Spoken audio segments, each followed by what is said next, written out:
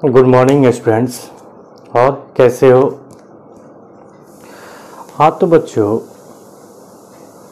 आज का जो लेक्चर हम लोग कंटिन्यू करने जा रहे हैं आज से, वो बच्चों रोटेशनल मोशन, एक्चुअल जो रोटेशनल मोशन होगा वो अगले लेक्चर से शुरुआत होगा।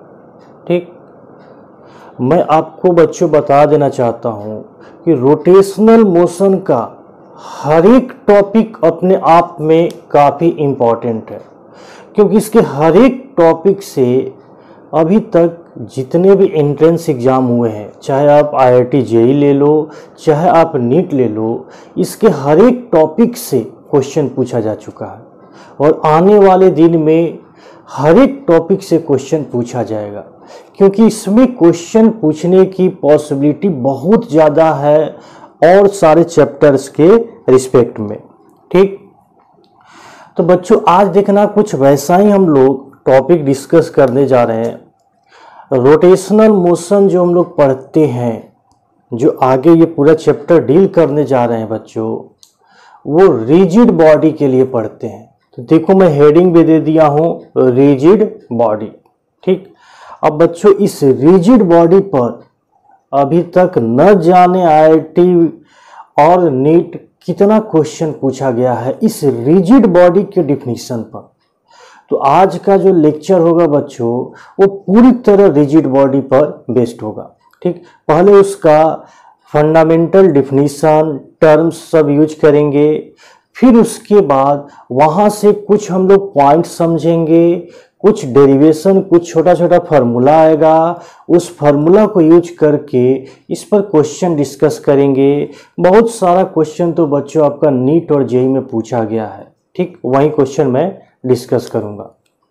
ठीक, अब बच्चों देखना यहाँ पर कुछ कुछ हम पॉइंट कंसीडर करके चल रहे हैं, हालांकि ये चीज़ आपको हम एक्सप्लेन करेंगे अगले लेक्चर में।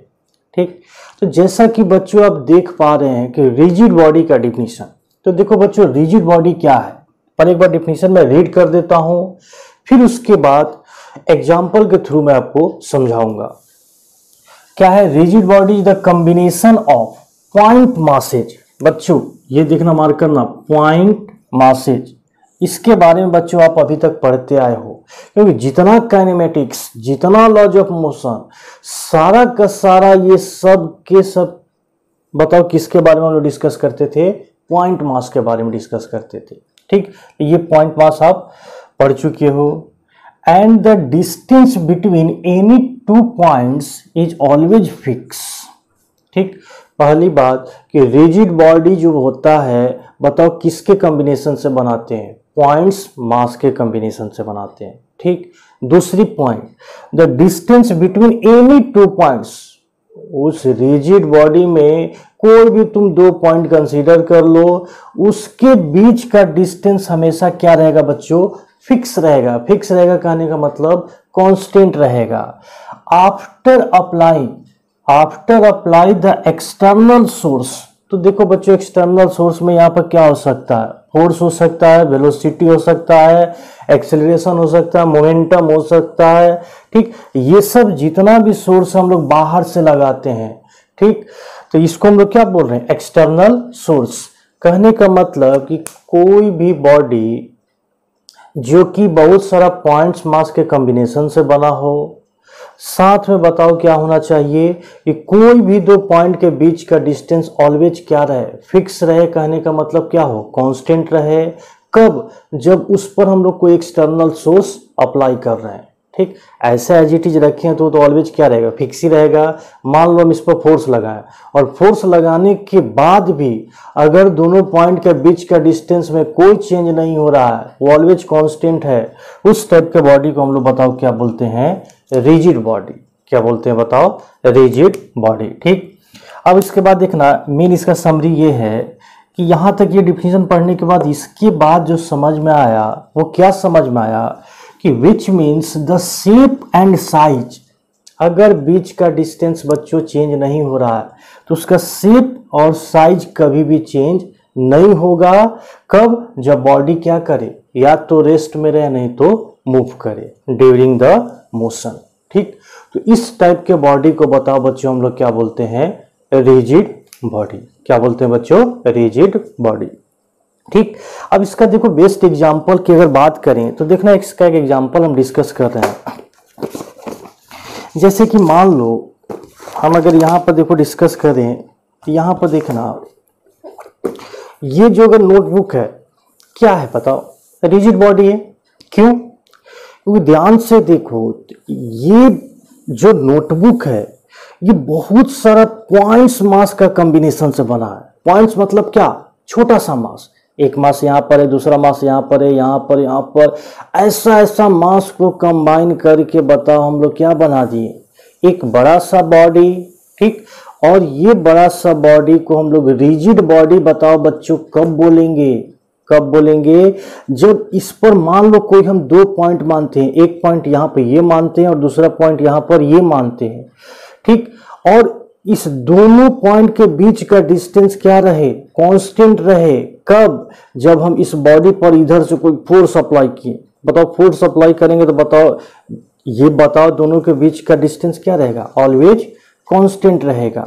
ठीक, तो हमेशा याद रखना बच्चों कि जो रिजिड बॉडी होता है, जितना भी तुम सॉलिड बॉडी जानते हो, ठीक, जैसे रॉड हो गया, रिंग हो गया, रिंग देखा हुआ पतला सा, डिश हो गया, हॉलो स्फीयर हो गया, सॉलिड स्फीयर हो गया, कोन हो गया, ट्रायंगुलर प्लेट हो गया, स्क्वायर प्लेट हो गया, मतलब कि इस यूनिवर्स में आप जितना भी सॉलिड बॉडी जानते हो, ठीक, वैसा बॉडी जिसके बीच का डिस्टेंस, दो पॉइंट के बीच का डिस्टेंस कभी चेंज ना हो, कभी भी चेंज नहीं हो, जब आप उस पर क्या अप्लाई करो? एक्सटर्नल फोर्स अप्लाई करो, उस टाइप के बॉडी को बताओ हम लोग बताओ क्या बोलेंगे बच्चों? Rigid body. सबसे आसान डिफिनीशन रिजिड बॉडी का। ठीक, अब इस पर देखना बच्चों कुछ और पॉइंट्स हम आपके सामने डिस्कस करेंगे, जो कि अभी वो प्रूफ हम आपको नहीं बताएंगे, वो प्रूफ हम आपको बताएंगे नेक्स्ट क्लास में। ठीक,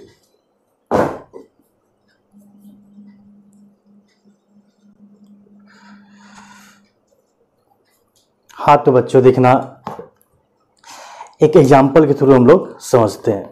ठीक, चलो हम ये मान के चल रहे हैं बच्चों कि ये जो बॉडी है वो क्या है? रिजिड बॉडी है।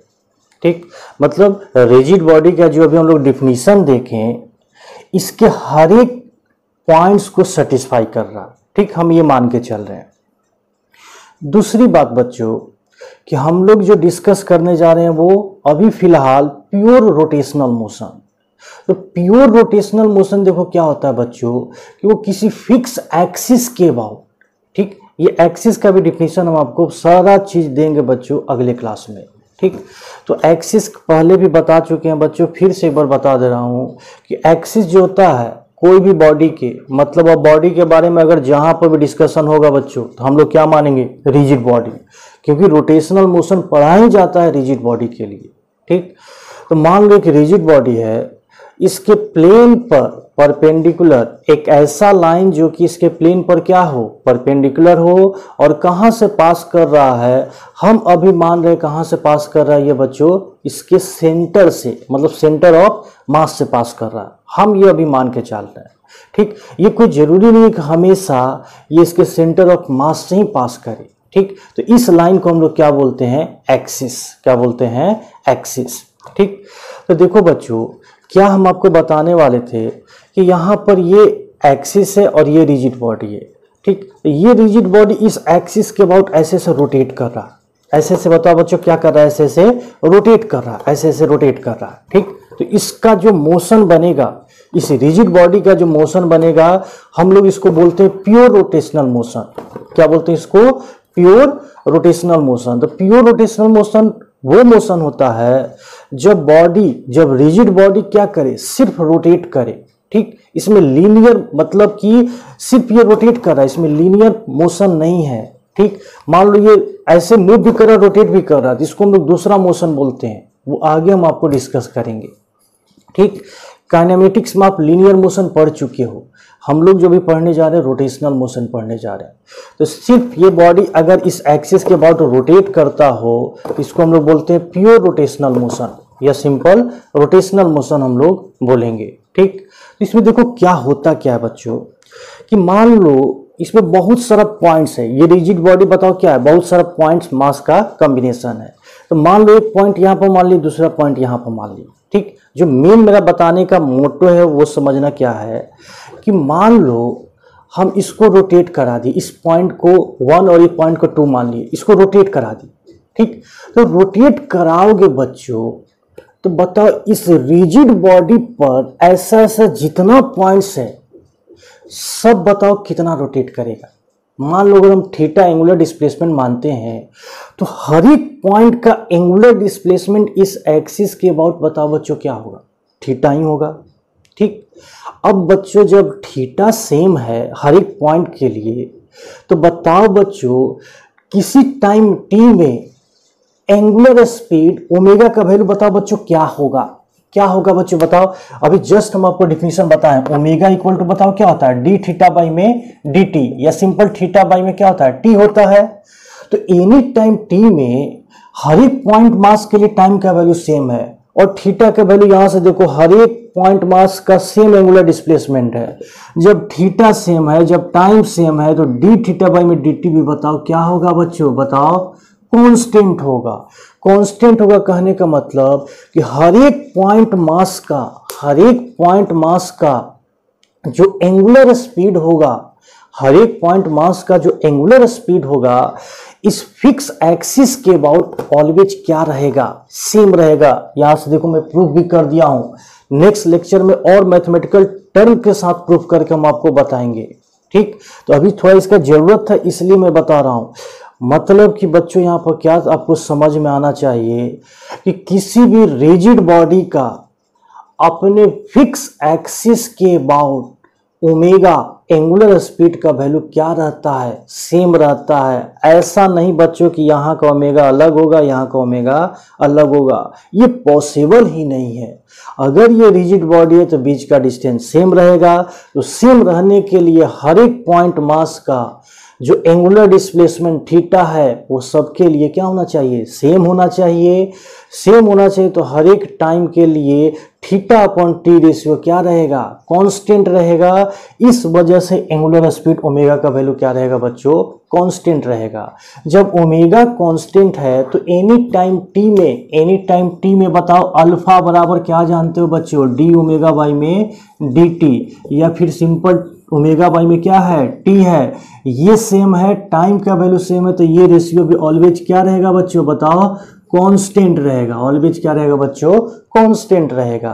कहने का मतलब कि रिजिड बॉडी पर हर एक फिक्स एक्सिस के अबाउट ओमेगा एंड अल्फा बताओ क्या रहेगा बच्चों, कांस्टेंट रहता, मतलब फिक्स रहता है। ये चीज याद रखना कि इसका जो वैल्यू होता है हर एक पॉइंट मास के लिए, मतलब रिजिड बॉडी के हर एक फिक्स एक्सिस के लिए ओमेगा एंड अल्फा क्या रहता है, कांस्टेंट रहता है, ठीक। ये पॉइंट था जो कि आगे हम न्यूमेरिकल में यूज करेंगे, ठीक बच्चों। फिर इसके बाद अब इस रिजिड बॉडी से देखो कुछ कंडीशन हम लोग डिस्कस करेंगे, ठीक। तो बच्चों ये एक रिजिड हो गया, ठीक, रिजिड बॉडी हो गया। दूसरा एग्जांपल लेना चाहें तो सबसे आसान एग्जांपल क्या हो गया, रॉड हो गया, ठीक। ये सब आपको प्रैक्टिकल एग्जांपल बता रहे हैं, ठीक। और सब तो हम लोग बहुत सारा इसमें केस हम लोग डिस्कस करेंगे ही, बट जो भी मेरे सामने कुछ डिवाइस है प्रैक्टिकली मैं आपको दिखा रहा हूं। ये भी बताओ क्या हो गया, रिजिड बॉडी हो गया। क्यों रिजिड बॉडी हो गया बताओ बच्चों, रॉड, कि देखो ये रॉड बताओ क्या है, बहुत सारा पॉइंट्स मास के कॉम्बिनेशन से बना है, बहुत सारा पॉइंट्स मास के कॉम्बिनेशन से बना है, ठीक। और देखना यहाँ का पॉइंट मास और यहाँ के पॉइंट मास के बीच का जो डिस्टेंस हो ऑलवेज क्या रहेगा, फिक्स रहेगा। चाहे आप रॉड को ऐसे घुमा दो, चाहे रॉड को ऐसे घुमा दो, चाहे रॉड को ऐसे घुमाओ, कैसे भी इस पर कोई भी एक्सटर्नल सोर्स अप्लाई करो, हमेशा 2 पॉइंट के कहीं पर भी, इस रॉड पर कहीं पर भी 2 पॉइंट कंसीडर करोगे तो बीच का डिस्टेंस क्या रहेगा, सेम रहेगा, ठीक। इसको हम लोग क्या बोलेंगे बच्चों, रिजिड बॉडी, ठीक। अब इस पर देखो कुछ और कंसेप्ट हम लोग डिस्कस करते हैं।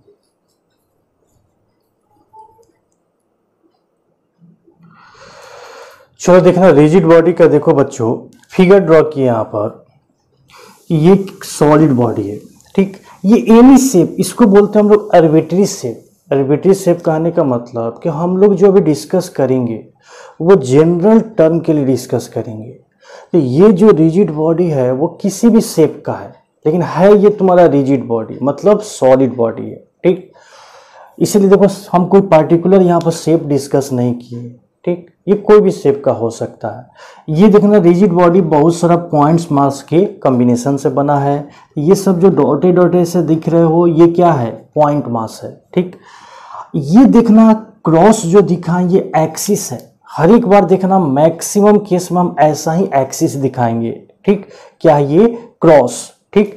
मतलब इसको आप ढंग से समझोगे तो देखो ऐसा सिचुएशन है। ये क्या, ये आपका रिजिड बॉडी है और एक्सिस देखो ऐसे है।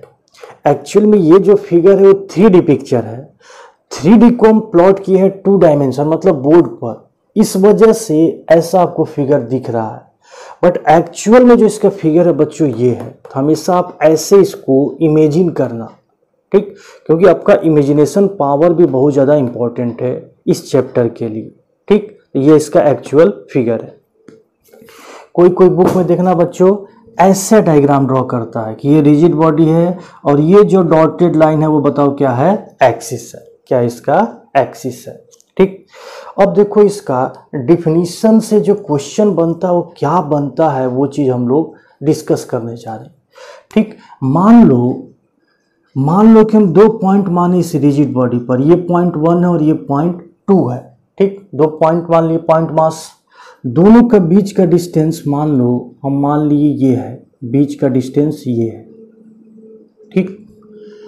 हम ये मान लिए कि एक बॉडी का वेलोसिटी 1 का वेलोसिटी मान लो हम v1 मान लिए, लीनियर वेलोसिटी या लीनियर स्पीड v1 मान लिए, और दूसरे का देखना मान लिए हम लीनियर स्पीड v2। ये एंगल बना रहा है किसके साथ, line joining between the points, theta angle बना रहा है। कितना एंगल बना रहा है, थीटा एंगल, ठीक। अच्छे से देखो इसका फिगर ड्रॉ करते हैं और समझते हैं कि रिजिड बॉडी से क्या डिफिनीशन निकल के आता है।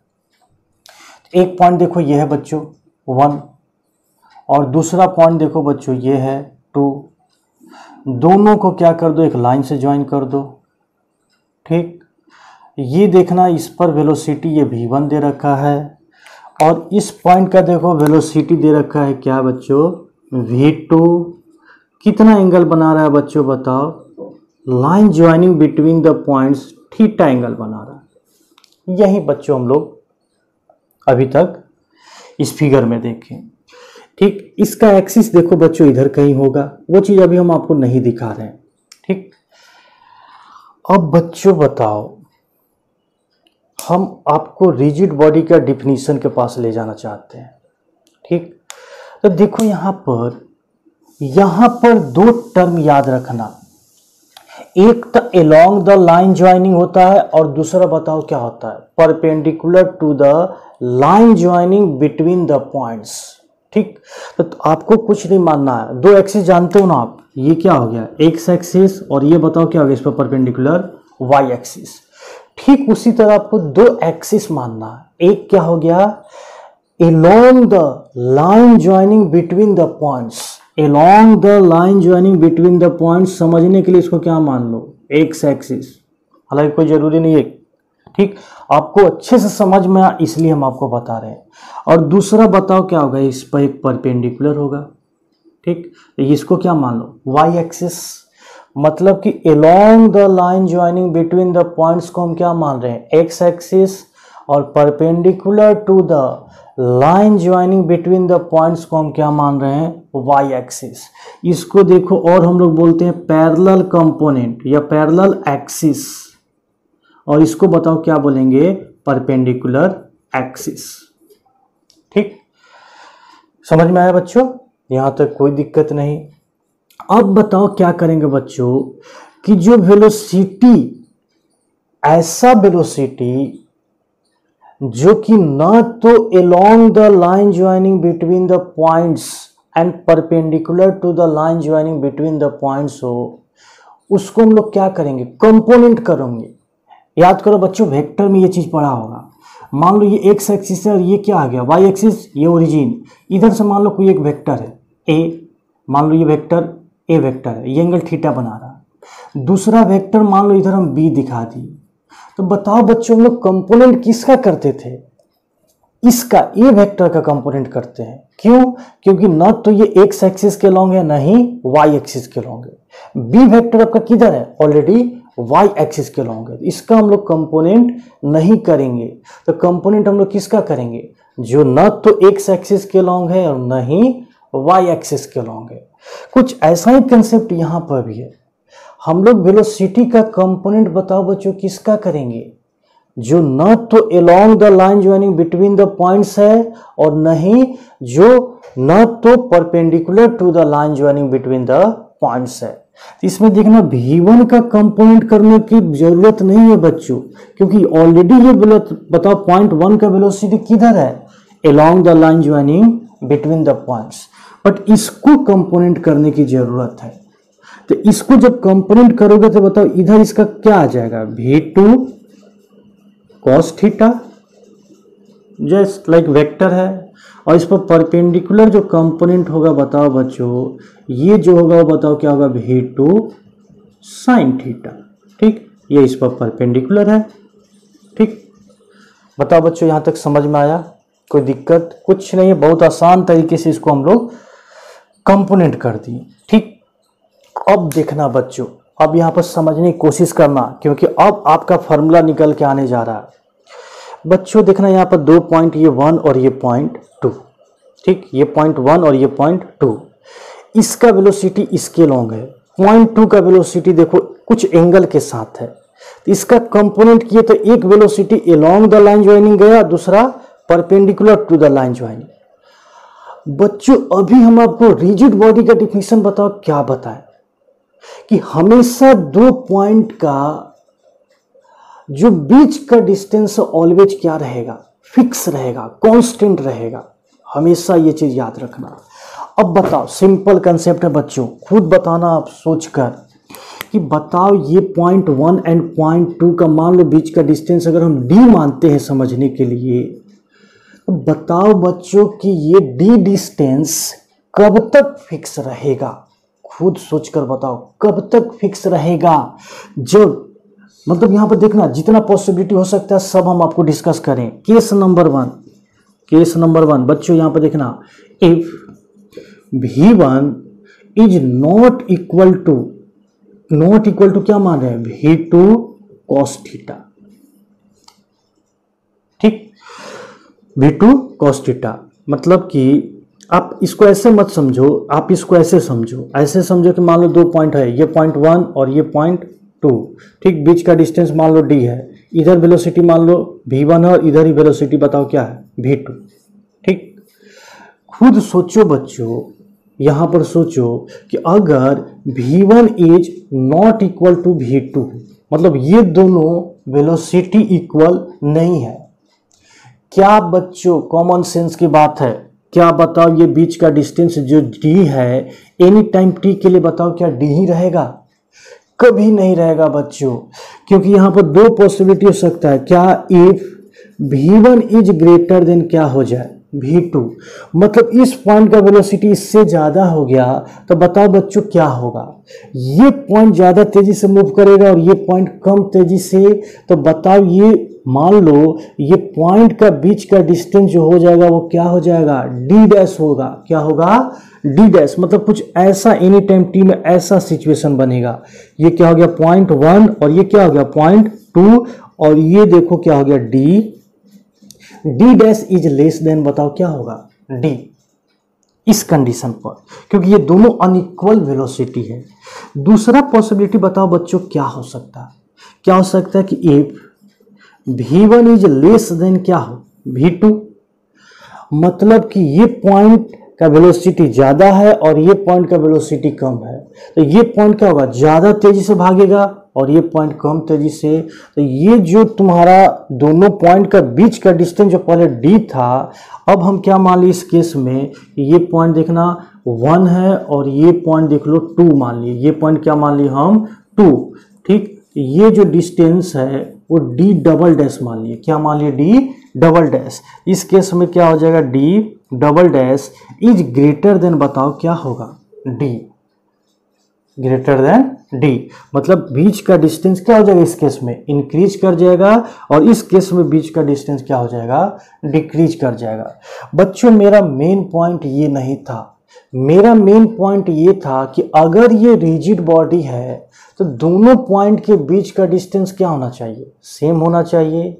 ठीक, इस केस में तो दोनों पॉइंट के बीच का डिस्टेंस क्या हो रहा है, डिफरेंट हो रहा है, मतलब कि ये कंडीशन तो कभी सेटिस्फाई कर ही नहीं सकता है रिजिड बॉडी के लिए, विच इज नॉट एक्सेप्टेड। किसके लिए, for rigid body, for rigid body. ठीक, ये एक जनरल चर्चा था इसलिए हम आपको डिस्कस किए, मतलब रिजिड बॉडी के लिए तो ये तो कंडीशन होगा ही नहीं बच्चों। क्या होगा, ठीक, तो क्या होगा तो देखना केस नंबर 2 देखो बच्चों, यहां पर हम डिस्कस करें केस नंबर 2 क्या होगा कि ये पॉइंट का बीच का डिस्टेंस तभी बच्चों कांस्टेंट रहेगा, जितना डिस्टेंस ये चलेगा उतना ही डिस्टेंस क्या होगा, ये चलेगा। मतलब एनी टाइम टी में मान लो 0.1 डिस्टेंस d1 चल रहा है तो 0.2 भी डिस्टेंस कितना चलेगा, d2 चलेगा, और ये दोनों इक्वल होगा तभी दोनों पॉइंट के बीच का डिस्टेंस इक्वल होगा, अदरवाइज इक्वल नहीं होगा। तो चलो बताओ बच्चों कि एनी टाइम टी में यहाँ पर वेलोसिटी v1 दे रखा है, इसका v2, तो एनी टाइम टी में बताओ हम लोग डिस्टेंस कितना हो जाएगा, बताओ फॉर्मूला से v1 into T is equal to क्या होगा, v2 इंटू, मतलब यहाँ से प्रूफ कर दिए कि v1 इक्वल टू बताओ क्या होगा बच्चों, v2, और इसी कंडीशन पर दोनों पॉइंट का बीच का डिस्टेंस ऑलवेज क्या रहेगा, फिक्स रहेगा, और इसी कंडीशन को हम लोग बोलते हैं क्या, रिजिड बॉडी, रिजिड बॉडी। इसी कंडीशन को बताओ हम लोग क्या बोलेंगे बच्चों, रिजिड बॉडी।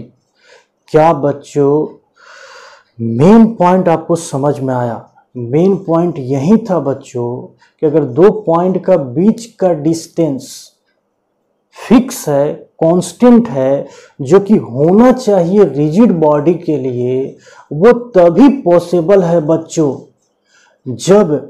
जब कंपोनेंट ऑफ द वेलोसिटी, एक जनरल टर्म हम यूज कर रहे हैं, component of the velocity along the line joining between the any two points, along the line joining between the any two points must be equal होना चाहिए, must be equal होना चाहिए। यहां से दिख रहा होगा बच्चों, अगर इसको नहीं सेटिस्फाई करेगा तो कभी भी रिजिड बॉडी के डिफिनीशन को क्या करेगा, वो सेटिस्फाई नहीं करेगा।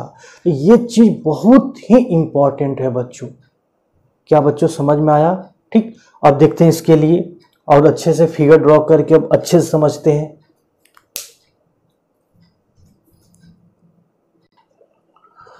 हाँ तो बच्चों देखना, कुछ नहीं किया, उसी फिगर को थोड़ा और फ्रेश ड्रॉ किए। ठीक, और अभी तक जो भी कंडीशन देखे हम लोग पीछे में, उसी को देखो इस पार्टिकुलर सिचुएशन के लिए हम अप्लाई कर रहे हैं। तो देखो पहला पॉइंट, ठीक, कंपोनेंट किए, एक along the line joining between the points और दूसरा perpendicular to the line joining between the points. इसको कंपोनेंट करने की जरूरत नहीं है। तो देखो यहाँ पर देखो बच्चों मैं लिख रहा हूँ कि फर्स्ट इसमें देखना पहला पॉसिबिलिटी क्या है, कंडीशन, ये देखना फॉर्मूला है बच्चों अपने आप में, condition for rigid body, condition for rigid body. चलो बताओ बच्चों कंडीशन फॉर रिजिड बॉडी क्या होगा, क्योंकि दोनों पॉइंट के बीच का डिस्टेंस क्या होना चाहिए, कांस्टेंट रहना चाहिए। ये कांस्टेंट तभी रहेगा जब along the line joining between the points component of the velocity must भी क्या होना चाहिए, इक्वल होना चाहिए।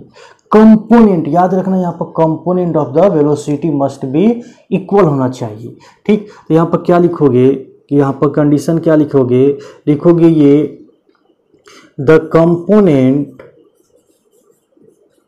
Component of velocity of any 2 points along the line joining between the points must be equal, must भी क्या होना चाहिए, इक्वल होना चाहिए। ठीक, ये क्या है, condition for the rigid body. और इसके लिए अगर अप्लाई करोगे तो बताओ एक कंपोनेंट क्या है, मतलब एक वैल्यू क्या है V1 और दूसरा बताओ इसका कंपोनेंट क्या है V2 cos थीटा। तो बताओ यहाँ पर रिजिड बॉडी के लिए कंडीशन अप्लाई करोगे तो क्या आ जाएगा, V1 इज इक्वल टू बताओ क्या होगा V2 cos थीटा। ये मस्ट भी क्या होना चाहिए, सेटिस्फाई करना चाहिए, किसके लिए, फॉर रिजिड बॉडी कंडीशन। ठीक, अब बच्चों देखना है यहां पर कि मान लो, हालांकि लिखो इसके बाद हम और डिस्कस करेंगे, यहां तक लिखो फिर दूसरा कंडीशन डिस्कस करेंगे। ठीक, यहां से देखो एक कंडीशन मिला,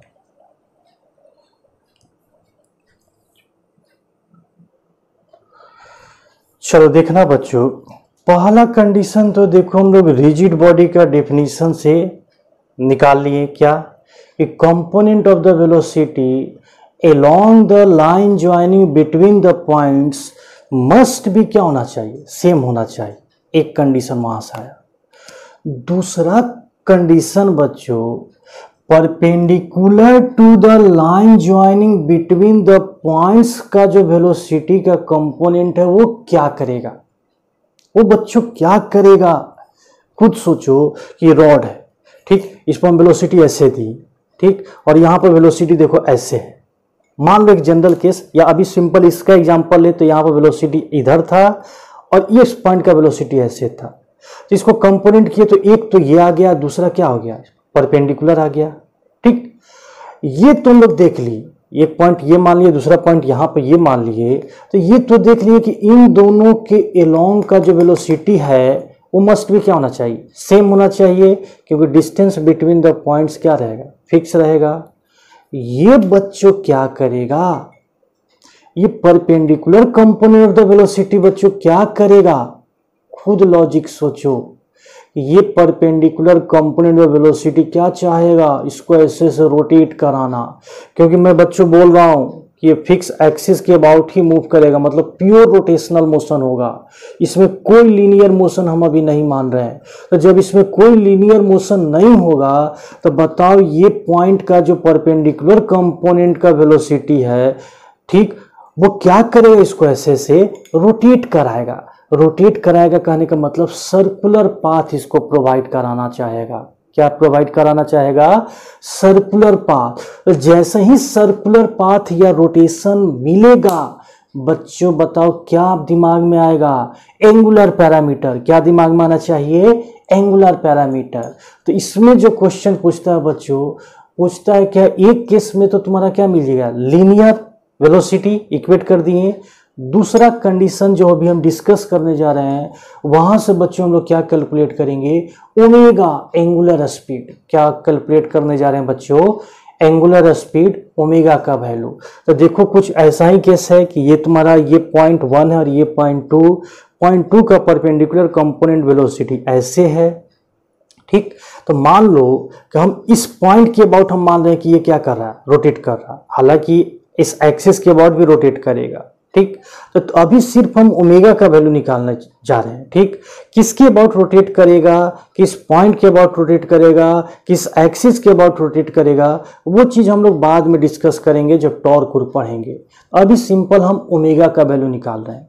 ठीक, तो ओमेगा का जब वैल्यू निकालेंगे तो हम ये मान के चल रहे हैं कि ये पॉइंट नंबर 2 जो कि perpendicular component of the velocity है, ये पॉइंट नंबर 2 रोटेट कर रहा है किसके अबाउट, इस पॉइंट के अबाउट। मतलब ये पॉइंट क्या है, फिक्स है, और ये जो पॉइंट है ऐसे रोटेट कर रहा है। क्यों रोटेट कर रहा है, क्योंकि परपेंडिकुलर कंपोनेंट का वेलोसिटी जो होगा वो इसको क्या करेगा, ठीक, इस वेलोसिटी का परपेंडिकुलर कंपोनेंट इसको क्या करेगा, ऐसे ऐसे रोटेट कराएगा। ठीक, तो रोटेट कराएगा तो हम लोग वहां से वैल्यू ओमेगा का निकाल लेंगे। ठीक, यही चीज देखो बच्चों हम डिस्कस कर रहे हैं। तो ओमेगा का वैल्यू निकालने के लिए सिंपल अगर बात करें तो मान लो अगर कोई भी रोटेशन का मतलब क्या, सर्कुलर पाथ। ठीक, ये इसका देखो क्या हो गया, मान लो सेंटर इसी के अबाउट रोटेट कर रहा है। ठीक, मान लो यहाँ पे कोई एक पॉइंट लिए, इसका वेलोसिटी मान लो v है। ठीक, इस पर बीच का डिस्टेंस देखो क्या, इस पॉइंट और जिसके अबाउट रोटेट कर रहा है बीच का डिस्टेंस क्या होगा, रेडियस के बराबर। ठीक, तो ये सब के सब पॉइंट क्या करेगा, ऐसे ऐसे रोटेट करेगा। ठीक, ऐसे ऐसे बताओ क्या करेगा, मतलब कि हर एक सर्कुलर मोशन के लिए ओमेगा का वैल्यू बताओ बच्चों क्या बोले थे, कांस्टेंट बोले थे। ठीक, कांस्टेंट बोले थे, आपको रिलेशन भी बताए थे, रिलेशन भी डेराइव किए थे, relation between linear parameter and angular parameter. बताओ मैग्नीट्यूड फॉर्म में क्या था, v इक्वल टू क्या था, omega into R, omega into R, R मतलब क्या हो गया बताओ यहाँ पर रेडियस, तो कैपिटल आर लिख दो, तो ओमेगा इक्वल टू बताओ क्या हो जाएगा बच्चों, v upon R, v upon क्या होगा, आर। ठीक, तो इसको एक जनरल टर्म में अगर हम ओमेगा का डिफिनीशन लिखना चाहें तो क्या लिखेंगे बताओ, यहां से देखते हुए देखो कि ये जो वेलोसिटी है किस पर परपेंडिकुलर है, किस पर, ये दोनों पॉइंट पर परपेंडिकुलर है। ठीक, ये दोनों पॉइंट कौन सा है, वही पॉइंट देखो ये है। ठीक, दोनों पॉइंट पर ये जो वेलोसिटी होगा क्या होगा, परपेंडिकुलर होगा। ठीक, जो कि हम यहाँ पर क्या मान लिए, रेडियस आर के बराबर है। ठीक, इसको अगर लिखना चाहें general term omega equal to, तो वेलोसिटी का बताओ कौन सा कंपोनेंट लोगे, परपेंडिकुलर कंपोनेंट। क्या लोगे, परपेंडिकुलर कंपोनेंट। और आर बताओ बच्चों क्या है, आर क्या है, distance between the points, distance between the points, इसके बीच का क्या है, डिस्टेंस। कहीं का भी केस लो, चाहे यहाँ के केस लो, यहाँ के केस लोगे तो बताओ ये वेलोसिटी क्या होगा, क्या होगा, इस दोनों पॉइंट के बीच के डिस्टेंस पर बताओ क्या होगा, परपेंडिकुलर। ठीक, और ओमेगा तो सबके लिए क्या रहेगा, सेम ही रहेगा, क्योंकि एनी टाइम टी में इस पर जितना भी पॉइंट है सब के सब कितना एंगुलर डिस्प्लेसमेंट रोटेट कर जाएगा, थीटा। जब थीटा सेम है, टाइम सेम है, तो थीटा अपॉन टी रेशियो क्या होगा, सेम रहेगा, मतलब ओमेगा का वैल्यू क्या रहेगा, सेम रहेगा। ठीक, तो ये टर्म आपको ये समझाने के लिए हम लिखे थे, क्योंकि हम लोग जो फॉर्मूला लिखेंगे वो एक जनरल फॉर्मूला होना चाहिए, जो कि हर एक कंडीशन के लिए क्या होगा, एप्लीकेबल होगा। ठीक, तो बताओ बच्चों यहाँ पर क्या हम कर रहे हैं कि ये पॉइंट टू इस वेलोसिटी की वजह से क्या करेगा, रोटेट करेगा किसके अबाउट, पॉइंट वन के अबाउट। ठीक, तो पॉइंट वन का मतलब कि ये जो है तुम्हारा ऐसे एक्चुअली में देखना, इस रिजिड बॉडी में इस एक्सिस के अबाउट ही रोटेट करता है। ठीक, तो अभी हम पूरा इसके डीप में नहीं जा रहे हैं, हम अभी ये पॉइंट के टर्म में हम निकाल रहे हैं। नेक्स्ट वीडियो में पूरा एक्सिस के अबाउट हम लोग डिस्कस करेंगे, क्योंकि क्वेश्चन जो पूछा गया है वो पॉइंट्स के टर्म में पूछा गया है। ठीक, एक्सिस के टर्म में भी पूछा गया है, बट वो बाद में जब इसका पूरा एप्लीकेशन पढ़ लेंगे तब हम लोग कैलकुलेट करेंगे। ठीक, इस ये पॉइंट टू बताओ क्या करेगा, इस पॉइंट वन के अबाउट ऐसे रोटेट करेगा, तो रोटेट करेगा तो बताओ डायरेक्ट ओमेगा का वैल्यू बताओ कितना हो जाएगा, क्या लिखोगे यहाँ पर, v का परपेंडिकुलर कंपोनेंट बताओ कितना हो जाएगा, v2 sine theta divided by में डिस्टेंस बिटवीन द पॉइंट्स। तो डिस्टेंस बिटवीन द पॉइंट्स बताओ कितना दे रखा है, d, distance between the point बताओ कितना दे रखा है, d। दो कंडीशन, और दोनों कंडीशन से बच्चों देखो हम लोग को दो वैल्यू मिला, एक condition for the rigid body, condition for the rigid body से वहां से एक वैल्यू मिलेगा, और दूसरा perpendicular component of the velocity, जो कि वो perpendicular component of the velocity क्या करेगा बच्चों, उसको रोटेशनल पाथ प्रोवाइड करेगा। रोटेशनल पाथ कहने का मतलब सर्कुलर पाथ प्रोवाइड करेगा। तो सर्कुलर पाथ जैसे ही बनेगा तो वहां से बताओ बच्चों किसका वैल्यू निकालेंगे, ओमेगा का। किसका वैल्यू निकालेंगे, ओमेगा का। ठीक, तो ओमेगा का वैल्यू बताओ क्या होगा, परपेंडिकुलर कंपोनेंट ऑफ वेलोसिटी लेना है डिवाइडेड बाय में डिस्टेंस बिटवीन द पॉइंट्स। ठीक, वहां से क्या निकल जाएगा, ओमेगा का मतलब एंगुलर स्पीड का वैल्यू मैग्नीट्यूड फॉर्म में। डायरेक्शन तो आपको बताने की जरूरत ही नहीं, ये पॉइंट बताओ इसको क्या करेगा, इस पॉइंट, ये मतलब वेलोसिटी इस पॉइंट के अबाउट क्या करेगा, ऐसे से रोटेट कराएगा। तो ऐसे से बताओ बच्चों रोटेट कराएगा तो ये कौन सा डायरेक्शन हो गया। डायरेक्शन की अगर बात करें तो कौन सा हो जाएगा, एंटी क्लॉकवाइज। क्या होगा, एंटी क्लॉकवाइज में रोटेट कराएगा। याद करो बच्चों, एंटी क्लॉकवाइज में क्या बनता था, क्रॉस बनता था कि डॉट बनता था। खुद सोचो, राइट हैंड थंब रूल। इसको क्या करेगा, ऐसे ऐसे से रोटेट कराएगा। तो ऐसे से रोटेट कराएगा तो बताओ बच्चों क्या होगा, बाहर की तरफ। ठीक, मतलब यहाँ पर डॉट बनेगा। ठीक, क्या बनेगा, यहाँ पर ओमेगा का जो डायरेक्शन होगा क्या होगा, आउटवर्ड डायरेक्शन। इसके प्लेन पर परपेंडिकुलर एंड बाहर की तरफ आउटवर्ड डायरेक्शन। क्या बच्चों समझ में आया। ठीक, उम्मीद करता हूँ काफी अच्छे से आप एक बार दो बार वीडियो को अच्छे से सुनना। हर एक पॉइंट इसमें मैं एक्सप्लेन करके रखा हूं। ठीक, और देखो इसमें कुछ और इसमें मॉडिफाई करते हैं। क्या मॉडिफाई करते हैं, देखो इसमें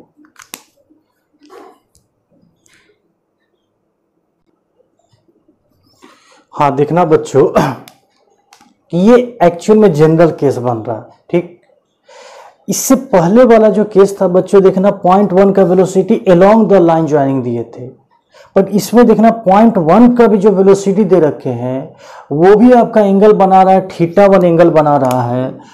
किसके साथ, along the line joining between the points. और कितना वेलोसिटी है, v1, ये आपका v2 एंगल कितना बना रहा है, θ2। ठीक, इसमें देखो कंडीशन हम लोग देखते हैं, दोनों के दोनों कंडीशन देखेंगे। ठीक, चलो बच्चों डिस्कस करना शुरू करते हैं। पहला कंडीशन पहले देखना, कुछ नहीं करोगे, बताओ बच्चों क्या करोगे, इसका कंपोनेंट करो। तो कंपोनेंट करोगे तो बताओ क्या, किधर कंपोनेंट करोगे, अलोंग द लाइन ज्वाइनिंग। ठीक, इधर बताओ क्या आ जाएगा, इसका कंपोनेंट v1 cos θ1 और परपेंडिकुलर में बताओ बच्चों क्या आ जाएगा, v1 sin θ1। ठीक, उसी तरह बताओ अलोंग द लाइन ज्वाइनिंग बताओ क्या आ जाएगा, v2 cos θ2 और परपेंडिकुलर में बताओ क्या आ जाएगा, v2 sin θ2। होगा बच्चों। ठीक, कोई दिक्कत, बहुत आसान है। अब बच्चों बताओ पहला कंडीशन बताओ, first for rigid body, for rigid body बताओ, रिजिड बॉडी का कंडीशन बताओ बच्चों कहाँ से निकल के आता है। वेलोसिटी का वो कंपोनेंट किसके लॉन्ग लेते हैं, along the line joining between the points. इसके अलोंग वेलोसिटी का कंपोनेंट मस्ट भी क्या होना चाहिए, इक्वल होना चाहिए। ठीक, तो मान लो समझने के लिए अगर इसको हम पैरेलल मानते हैं तो ये बताओ क्या होगा, परपेंडिकुलर। मतलब क्या लिखोगे कि वेलोसिटी का पैरेलल कंपोनेंट, देखो ऐसे लिखेंगे हम क्या, कि वेलोसिटी v1 का parallel component must be equal to क्या होगा, वेलोसिटी v2 का पैरेलल कंपोनेंट। ठीक, पैरेलल मतलब ही क्या हो गया, along the line joining between the points. चलो बताओ क्या है, v1 cos θ1 is equal to बताओ क्या होगा, v2 cos θ2। यहां से देखो बच्चों पहला कंडीशन मिला। अब इसमें देखो बच्चों क्वेश्चन जो पूछता है किस टाइप का, ध्यान से देखो तो टोटल अननोन कितना है, v1 v2 θ1 θ2। 4 पॉसिबिलिटी हो सकता है अननोन का। इसमें से कोई 3 वैल्यू गिवन रहेगा, चौथा वैल्यू आपसे पूछा जाएगा। अगर ये कंडीशन पता है, वैल्यू पुट करो एक लाइन में आंसर। यही रीजन है कि नीट में तो फ्रीक्वेंटली पूछता है, जेईई मेंस में फ्रीक्वेंटली पूछता है।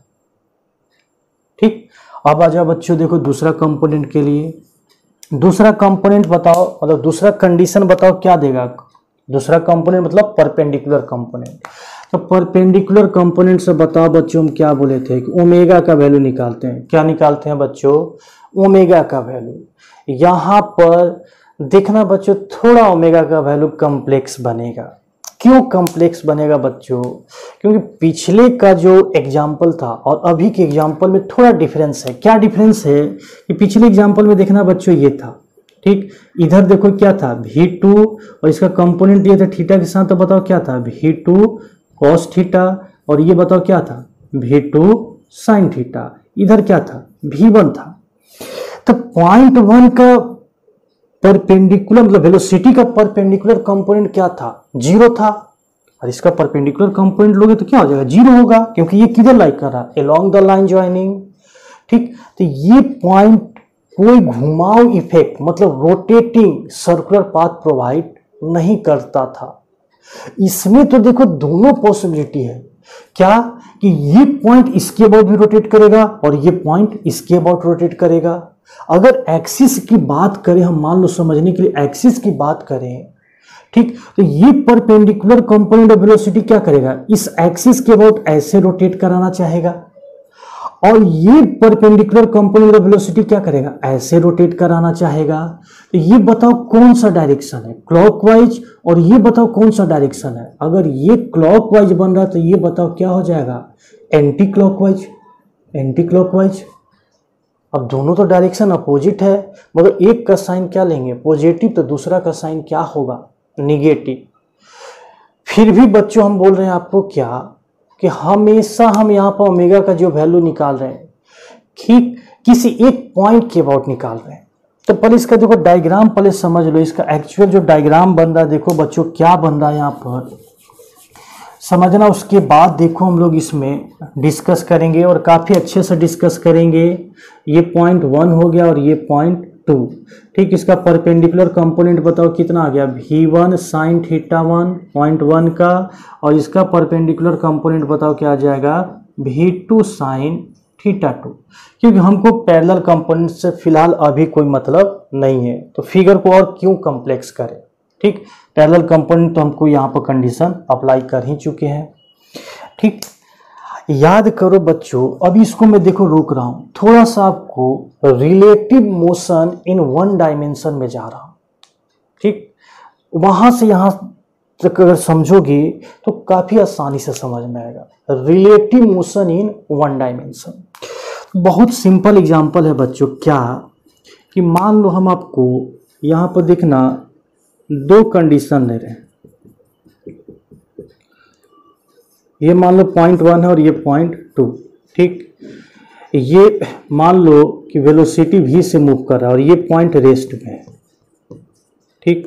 और दूसरा कंडीशन ये है बच्चों, क्या कि ये पॉइंट 1 है और ये पॉइंट देखो बच्चों 2 है, ये मूव कर रहा है v1 से और ये मूव कर रहा है v2 से, ठीक। बहुत आसान सिंपल एग्जांपल ले रहे हैं काइनेमेटिक्स का, motion in 1D relative motion. बताओ बच्चों कौन सा प्रॉब्लम सॉल्व करना ज्यादा आसान होगा, ये कि ये, खुद सोचो बताओ। ऑब्वियस सी बात है कि इसका प्रॉब्लम सॉल्व करना ज्यादा आसान होगा। क्यों, क्योंकि इसमें एक पार्टिकल मूव कर रहा है और इसमें दोनों के दोनों पार्टिकल मूव कर रहा है। याद करो कि इस टाइप के मोशन को और आसान बनाने के लिए ही रिलेटिव मोशन आया है।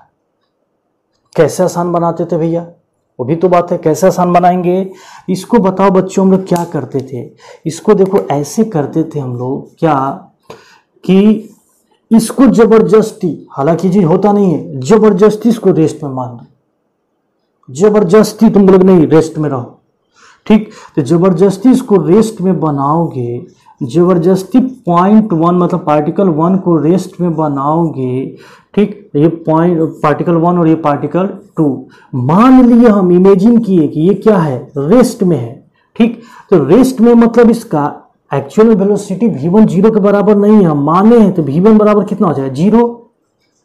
ये बताओ कितना से मूव करेगा, v2 से मूव करेगा या फिर v रिलेटिव से मूव करेगा। बच्चों सब रिलेटिव मोशन का कंसेप्ट है, जैसे इसको रेस्ट में मानोगे तो ये कितना से मूव करेगा, नॉट v2 से, कितना से मूव करेगा, v रिलेटिव। तो देखो जिसको रेस्ट में मानते थे उसको लास्ट में लिखते थे, तो यहाँ पर बताओ v रिलेटिव क्या आता था, v21, मतलब velocity of the particle 2 with respect to 1, क्योंकि 1 को क्या माने हैं, रेस्ट में माने हैं, तो उसको हम हमेशा कैसे किधर रखते हैं, विथ रिस्पेक्ट में रखते हैं। तो रिलेटिव वेलोसिटी से इसको तोड़ोगे तो बताओ क्या होगा, v2 माइनस v1, ठीक।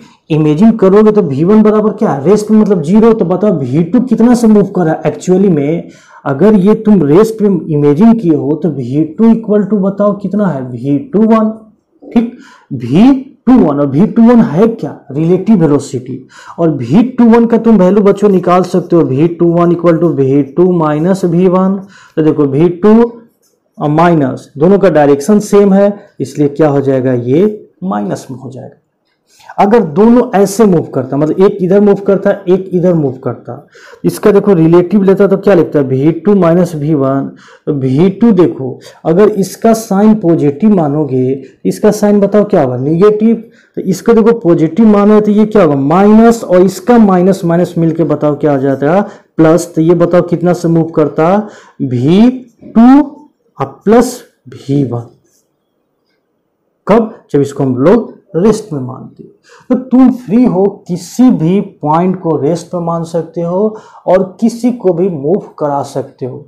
याद रखना कि जब मूव कराओगे तो उसका जो वेलोसिटी होगा वो रिलेटिव वेलोसिटी होगा। और रिलेटिव कैसे बनाओगे, जिसके रिस्पेक्ट में रिलेटिव निकालना होगा उसको रेस्ट में मान लेना। मतलब कि जिस पार्टिकल को तुम रेस्ट में मानोगे, इमेजिन करोगे, उसको बताओ किधर रखेंगे हम लोग, विथ रिस्पेक्ट में रखेंगे। कैसे रखेंगे, विथ रिस्पेक्ट में। अब उसके बाद देखो ये भी क्वेश्चन और ये क्वेश्चन दोनों सेम हो गया। मतलब ये तो पहले से हम जानते थे कि एक बॉडी का जब मोशन हो तो ज्यादा आसान होता है। इस देखो दोनों बॉडी को मोशन को किस में कन्वर्ट कर दिए, एक बॉडी के मोशन में। और कैसे कन्वर्ट कर दिए, रिलेटिव मोशन से। ठीक, ये चीज आप motion in one dimension relative motion में पढ़ चुके हो। यही कंसेप्ट देखो हम यहाँ पर अप्लाई कर रहे हैं बच्चों। ठीक, ये कंसेप्ट हम यहाँ पर अप्लाई कर रहे हैं।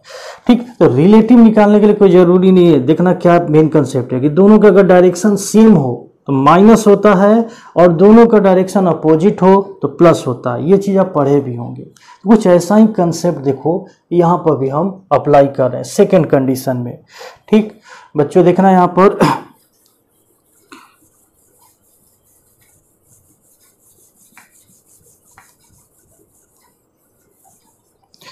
हाँ बच्चों देखो यहाँ पर ये तुमको पता चल गया कि परपेंडिकुलर कंपोनेंट क्या करेगा, इसको रोटेशन प्रोवाइड करेगा। ठीक, अब देखो जब रोटेशन प्रोवाइड करेगा तो देखो हम क्या मान रहे हैं, क्या मान रहे हैं, हम ये मान रहे हैं कि ये पॉइंट रेस्ट में है। वही कंडीशन, क्योंकि दोनों के पास क्या है, वेलोसिटी है। ठीक, तो एक को हम क्या मानेंगे, कैलकुलेशन को आसान करने के लिए एक को रेस्ट में मान लिए। तो रेस्ट में देखो 1 को मान रहे हैं, तो रेस्ट में देखो 1 को मानेंगे अगर, ये पॉइंट 1 इसको क्या मान लिए हम, रेस्ट में मान लिए।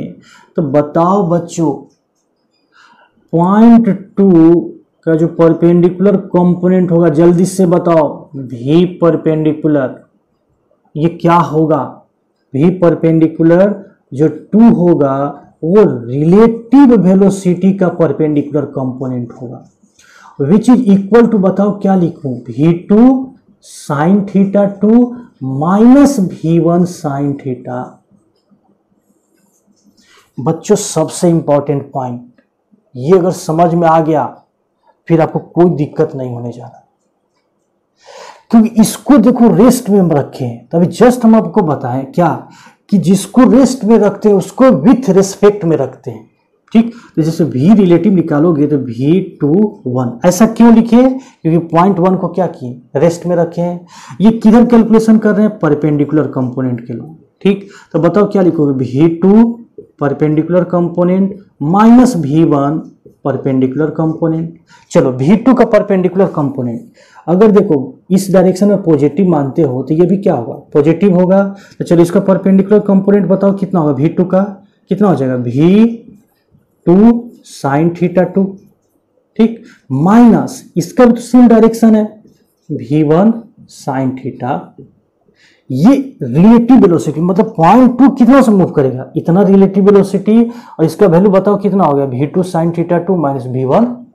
ठीक, बीच का डिस्टेंस क्या है, D।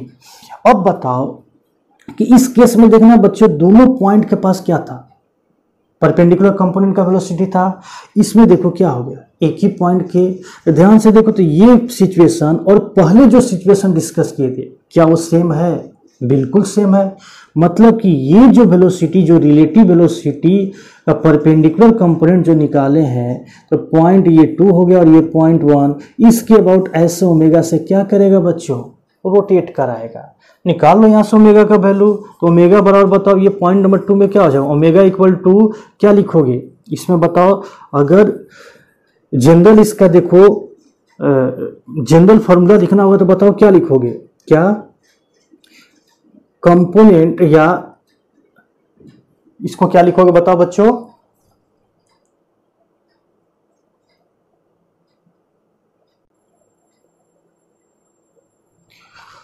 हाँ देखना बच्चों, इसका जो जनरल फॉर्मूला निकाल के लाए, क्या omega equal to relative motion of perpendicular component between the points. Perpendicular component का रिलेटिव मोशन लेना, डिवाइडेड बाय में डिस्टेंस बिटवीन द पॉइंट्स। ठीक, अब यहाँ पे लिखोगे इसके लिए तो क्या लिखोगे, omega equal to V relative perpendicular component, relative किसका लेना है, परपेंडिकुलर कंपोनेंट का। ठीक, और डिवाइडेड में बीच का डिस्टेंस कितना है, डी। इस केस में बताओ वैल्यू कितना होगा, v2 sin theta 2 minus v1 sin theta 1 divided by में d। ठीक, डायरेक्शन के बारे में बताने की जरूरत नहीं, इस केस में अगेन बताओ क्या हो जाएगा, एंटी क्लॉकवाइज, मतलब डॉट, क्या बनेगा, डॉट। क्या बच्चों बताओ यहाँ तक समझ में आया। ठीक, उम्मीद करता हूँ कोई दिक्कत नहीं होगा। ठीक, फार्मूला ये आपका जनरल फार्मूला है, ये बच्चों आपका जनरल फार्मूला याद रखना। फिर देखते हैं इसमें थोड़ा सा और कंसेप्ट बाकी है।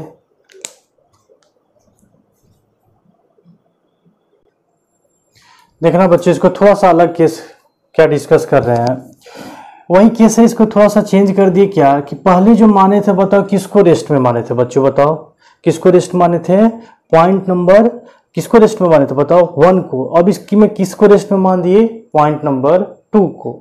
ये कैसे मूव करे, रिलेटिव से। देखो इसका रिलेटिव निकाले थे v रिलेटिव परपेंडिकुलर कंपोनेंट का। अब देखो क्या लिखोगे, v12 का परपेंडिकुलर, क्यों, क्योंकि अब रेस्ट में किसको माने, 2 को माने हैं, तो यहाँ पर 2 आ जाएगा। इसका जब वैल्यू निकालोगे तो देखो वैल्यू इतना आ रहा। ठीक, मेन यही कैलकुलेट करना है। अब उसके बाद फार्मूला में पुट कर दोगे, फार्मूला में पुट करोगे तो इसका वैल्यू कितना आ जाएगा, v1 sin theta 1 minus v2 sin theta 2 divided by में d। अब देखो ये रेस्ट में मान लिया, तो ये बताओ परपेंडिकुलर कंपोनेंट क्या करेगा, इसको ऐसे रोटेट कराना चाहेगा। तो ये बताओ कौन सा डायरेक्शन है, क्लॉकवाइज। तो क्लॉकवाइज में क्या होता है, अंदर की तरफ। तो यहाँ पर देखो क्या बन गया, क्रॉस क्लॉकवाइज या क्रॉस क्लॉकवाइज का मतलब ये हो गया उसके प्लेन पर परपेंडिकुलर, और डायरेक्शन क्या होगा, अंदर की तरफ। इसी में देखना अगला पॉसिबिलिटी कि मान लो कभी सिचुएशन ऐसा आ गया, ये 1 हो गया और ये 2, इसका परपेंडिकुलर कंपोनेंट इधर जा गया और इसका परपेंडिकुलर कंपोनेंट इधर आ गया। ठीक, तो बताओ सेम वही कंसेप्ट अप्लाई करोगे, क्या कि किसी एक को रेस्ट में मान दो। तो हम देखो इसी को रेस्ट में मान दे रहे हैं, पॉइंट 1 को ही देखना बच्चों, यहाँ पर हम रेस्ट में मान दे रहे हैं। तो पॉइंट 1 को अगर रेस्ट में मानोगे बच्चों, ये पॉइंट 1 है, ये रेस्ट में मान दिए हम। ठीक, तो बताओ ये कैसे मूव करेगा, रिलेटिव से मूव करेगा। रिलेटिव से देखो मूव करेगा, मतलब v रिलेटिव का परपेंडिकुलर कंपोनेंट लोगे तो बताओ क्या लिखोगे, v, इसको तो रेस्ट में माने हो, 2 1 का परपेंडिकुलर इज इक्वल टू, बताओ कितना हो जाएगा। देखो इसमें लिखेंगे तो इसका अगर साइन पॉजिटिव लोगे तो ये इसके अपोजिट में तो साइन क्या आ जाएगा, निगेटिव। तो ठीक, सेम आपका मोशन इन 1D, अगर डायरेक्शन अपोजिट है तो क्या हो जाएगा, ऐड हो जाएगा। तो यहाँ पर देखो क्या होगा, प्लस, अब माइनस माइनस मिलकर प्लस हो जाएगा। तो बताओ ये रिलेटिव कितना हो जाएगा, v2 sin थीटा 2 और प्लस v1 sin थीटा 1। ठीक, अगर ओमेगा का वैल्यू निकालना है और अगर ये रेस्ट में, तो इसको बताओ इस पॉइंट को अबाउट, इस पॉइंट को कैसे रोटेट कराएगा, इस डायरेक्शन में। ये डायरेक्शन बताओ कौन सा है, एंटी क्लॉकवाइज। कौन सा डायरेक्शन है बताओ, एंटी क्लॉकवाइज। तो इस केस में बताओ ओमेगा का वैल्यू कितना हो जाएगा, डायरेक्ट बताओ वैल्यू कितना हो जाएगा, ओमेगा इक्वल टू रिलेटिव बताओ कितना हो गया, v2 sin थीटा 2 और plus v1 sin theta 1 divided by में d।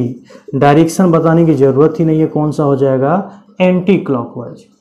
सॉरी, ये कौन सा डायरेक्शन होगा, क्लॉकवाइज हो जाएगा। कौन सा हो जाएगा, क्लॉकवाइज। क्लॉकवाइज में क्या बनेगा, क्रॉस।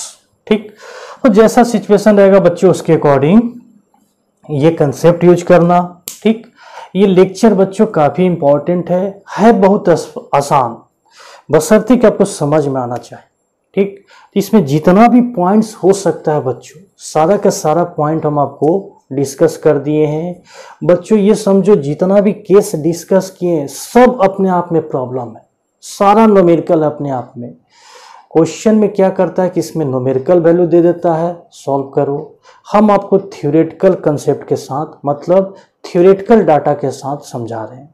देखना बच्चों, नेक्स्ट क्लास में 3-4 क्वेश्चन सॉल्व करेंगे। उम्मीद करता हूँ कि अगर आप पढ़ लोगे ये, मतलब जितना बताएं ढंग से सुन लोगे, समझ लोगे, तो एक भी न्यूमेरिकल में आपको कोई दिक्कत नहीं आने जा रहा। ठीक, और सब के सब न्यूमेरिकल आपको कोई ना कोई कंपटीशन में पूछा गया है। ठीक है बच्चों, इतना रिवीजन करो, फिर नेक्स्ट क्लास में हम लोग न्यूमेरिकल के साथ मिलते हैं। ठीक, चलो, थैंक यू, बाय।